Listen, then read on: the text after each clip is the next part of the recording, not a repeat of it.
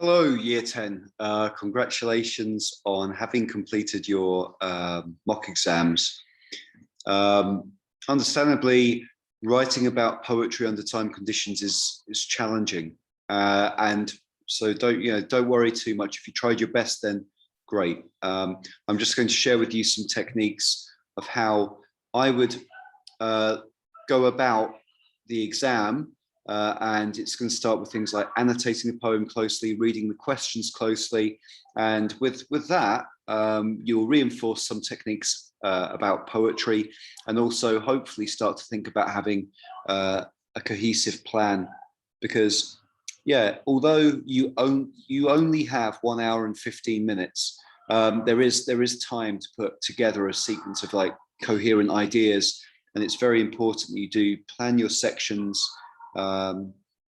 as you go through. So, for example, in the real exam, you'll have a choice between an unseen poem and an unseen prose extract. You'll be a lot more confident about approaching the poetry next year. We will practice more poems together, but you'll have to read through both of those, and then you've still got 1 hour and 15. So then you would choose one, and we've just selected one for you for expediency's sake, and that poem is on aging. It's actually a poem by Maya Angelou. I'm putting together a sequence of resources. You might already have had a chance to take a look at some of these, but for example, here we can see Maya Angelou in conversation with Oprah Winfrey, and then there's a young Black American performing at Bill Clinton's inauguration in much the same way as Amanda Gorman recently did for Joe Biden. Now, hearing her speak is important because, and I'll let you play these clips in your own time, but you can hear the warmth, the richness, the life experience. What you don't have in an exam is her voice. It's all happening on the page. So here we are. I've got 1 hour and 15 minutes. I've got to provide a close commentary on this. And first thing we'll do is read the questions closely. Explore how the poet uses words and images to convey their attitude about growing old. Okay, so how the poet here. So I'm going to provide a critical commentary. It's going to be third person, academic register, focus on the writer's craft. Okay, I'm going to highlight here words and, well, I'll do it in a more cheerful color than that. Words and images to convey their attitude about growing old. So I'm going to read this once and we'll look out for those key things. Second question, in what ways and to what effect does the poet create a powerful voice? So let's choose a different one. The effect, the poet. Okay, so it's about writer's craft and how they create a powerful voice for the speaker. Good. So that will allow me to ensure that I do comment on the poet themselves. The speaker may be the poet, but we can refer to the speaker rather than the narrator. And when we provide our commentaries, we don't adopt that it's like some of you were writing like, it's like they're saying, oh, I'm old and I'm feeling aching and this and that. We need to make sure that we use point, evidence, analysis as a framing device. We need to make sure that we use quotations. We include quotation marks, and that we comment on the effect of these devices. All right, that's good practice for any critical commentary. And in fact, our questions guide us towards this. The questions are both worth 15 marks. So if I spend 15 minutes reading through and annotating, getting ready to write and coming up with a little plan, then I also need to ensure that I give equal treatment to this. So 1 hour and 15 becomes 1 hour. I'm going to ring fence 30 minutes for writing about section A. And section B, I'm going to ring fence 30 minutes. Let's make it, in fact, 25 minutes for writing each, because then that gives me 10 minutes. Okay, realistically, 5 to 10 minutes to proofread closely. Remember, this is a writing exam, so you are going to be assessed through your writing as well as your insight and analysis. Okay, well, I'm not going to read the poem. You can read the poem together as a class. I'm just going to get into section A. Explore how the poet uses words and images to convey their attitude about growing old.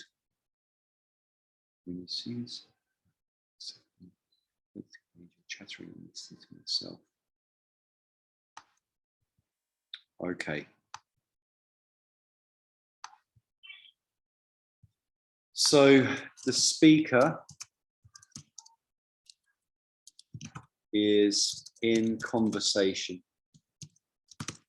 with another person. Could be real or imagined, could be hypothetical, could be someone suggested they're actually talking to themselves as they are truly alone. Not many people thought that, and I think it's more a case of actually speaking to somebody else, a younger person, and I think I can build more of a case. But if you feel that you can build a case, do this. You need to make sure that you support with evidence. Here we can see a poetic device straight away, like a sack on a shelf. So this is an example of a figurative language device. That is a simile. And the effects of this, sadness, nostalgia, feeling of loneliness, uselessness. I'd say here, like, similes are based upon like, though, aren't they? So it's like a sack upon a shelf. Therefore, not a sack upon a shelf. I think that feeds through later to the kind of idea of the defiance, the rejection of this role that someone else, a younger self person, has put upon there. And the very first thing we do here, like on aging, the title is important. Don't forget that. On aging. So this is the reflection from someone who is old. And the attitude about growing old, don't think I need your chattering here. So I'm gonna highlight this section in yellow. Don't think I need your chattering.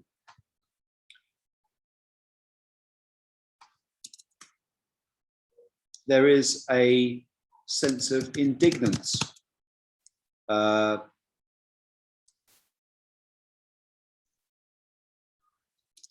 Indignance, that is a word. Indignant. They're indignant because, yeah, someone's saying, pity me, being sympathetic. I don't need your chattering. This word chattering suggests that they think the other person is a gossip. And they shout here, look, there's the repetition of modal commands. Repetition of modal commands and exclamatory phrases that reinforce the strength of the voice. Now, strength of the voice, the power of the voice. Okay, well here then, I think that connects more closely to here. How do they create a powerful voice? This would be an important section, the repetition of these powerful phrases. Okay, understanding if you got it, otherwise I'll do without it. When my bones are stiff and aching and my feet won't climb the stair, I will only ask one favor. Don't bring me no rocking chair. Well, here we've got the sense of rhyme scheme that's being created. You could make a case for both here. I'm going to highlight this in green and this in yellow. It could be included in both sections. And why? What's important here? Well, let's make sure that we use poetic devices to show our technical understanding of the literary form.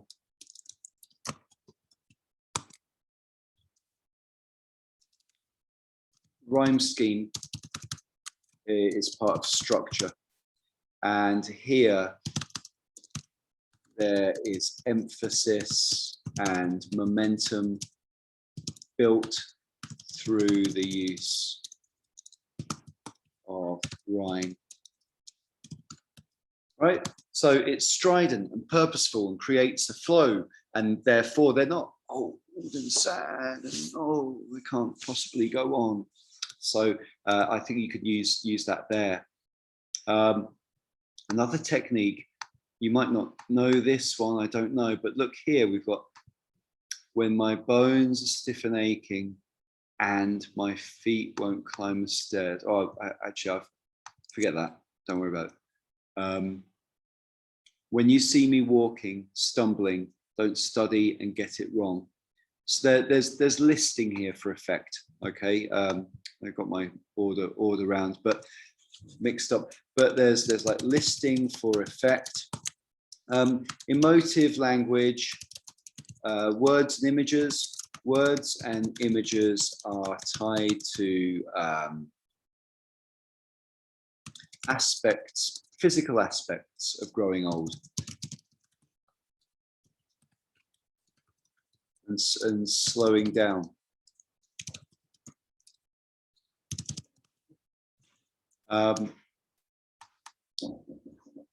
Don't study and get it wrong. So throughout the course of the poem, the structure, she repeatedly asks the other person to hold their judgment. Now, what's that? It's about the attitude about growing old, or is it a powerful voice? I'm going to say that's an example here of someone with a powerful voice because they're able to assert their own identity. The idea of like the rocking chair, don't bring me no rocking chair, because tired don't mean lazy and every goodbye ain't gone. Oh, right, so cause, and don't bring me a rocking chair. There's some examples here of informal language. So we can say a powerful voice. Well, is it grammatically inaccurate? Is that a bad thing? No, they're using a colloquial expression. We would know that this is actually part of African American vernacular English. Going on from your study of A Raisin in the Sun, you won't necessarily know that because it doesn't list the poet here. Maybe you recognize it if you're a big Maya Angelou fan, but it's probably unlikely. I'll include that anyway. So it's the use of colloquial expression to heighten an authentic voice, speaking from the heart. That equals for me a powerful voice. And so that becomes highlighted there in green.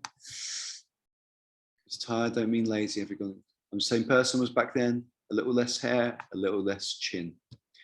Now, there's a couple of things here I'm going to say that is images about growing old. So imagery here about the passage of time. A lot less lungs and much less wind. These commas here, these commas here, these commas here, what they do, these are examples of, I'll just put them in highlight them in pink so it's very obvious and easy for you to see them on the page. But if I'm reading something and I come across a punctuation mark, well, it's going to slow me down. And therefore, here we've got, it's called a technique called caesura. Punctuation breaks up the rhythm of the line. This emphasizes or highlights the nature of someone growing old, slowing down. So it's there within the rhythm of the line. But at the end, as we get to the final 2 lines, what's the attitude? What's the attitude about growing old? How is this a powerful voice? In these 2 shorter lines, Maya Angelou states, a lot less lungs and much less wind, but ain't I lucky? I can still breathe in. So we can say here, that's an example of imagery, and this is all about the attitude, and it also creates like a powerful voice, because here there's this powerful flourish at the end. Final 2 lines reveal a strident, strident, grateful, defiant, and positive speaker, reveling in being old. Okay, so my advice would be like, build up your knowledge and understanding of poetic techniques. You can see them then more clearly, together with annotating, reading closely, seeing the balance of marks, and there are many different things that we can say, and we can turn those into like 2 good mini essays, and I think that would allow us to be successful in the task. Okay, so there's my feedback on that. Why don't you try to read, annotate, and maybe even write a small commentary about another poem? Maybe you could look at that, a poem by Maya Angelou again, or even this poem by Amanda Gorman, The Hill We Climb.